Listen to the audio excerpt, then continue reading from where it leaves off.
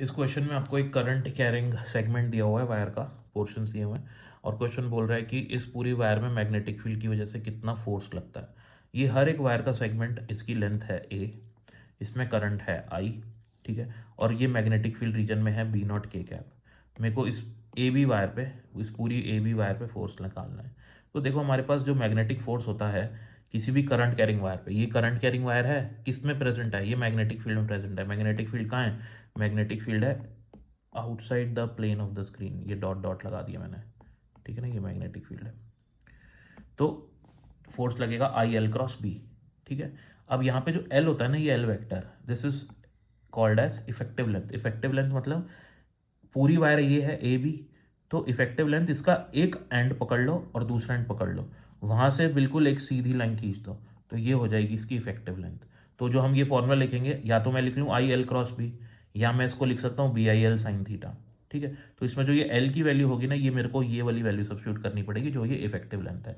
अब ये ए है, ये वाला पोर्शन भी ए है, ये वाला पोर्शन भी ए है, और ये वाला पोर्शन भी ए है, तो इफेक्टिव लेंथ क्या हो जाएगी, 3a, 3a।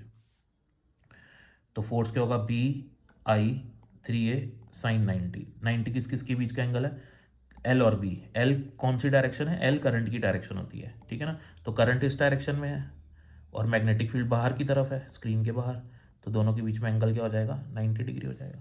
90 डिग्री पुट करा अपन ने, ठीक है। तो ये आ जाएगा बी आई एल साइन 90। अब बात करते हैं, क्योंकि फोर्स लगेगा इस पर। अब इफेक्टिव लेंथ तो मैंने ये ले ली, मेरी इफेक्टिव लेंथ, ठीक है, ये मेरी इफेक्टिव लेंथ हो जाएगी। एरो भी लगा देता हूँ इधर, ये एरो लगा दिया मैंने, ठीक है।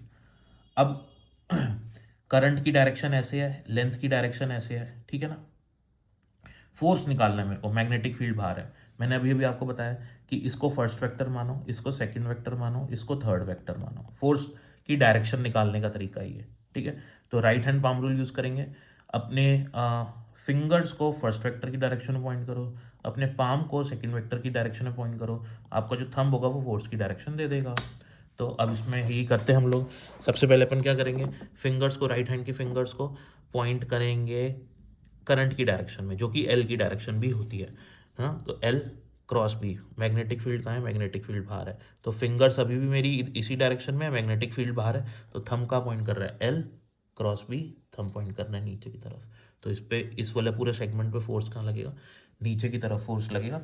तो यहाँ पे मैंने नीचे की तरफ मतलब जे कैप, है ना, क्योंकि अपन को बोला है क्वेश्चन ने ऊपर की तरफ, ऊपर की तरफ वाई एक्सिस है, तो नीचे की तरफ माइनस वाई एक्सिस होगी, तो फोर्स नीचे की तरफ लगेगा, तो माइनस जे कैप आ जाएगा। So this will be the answer for this question.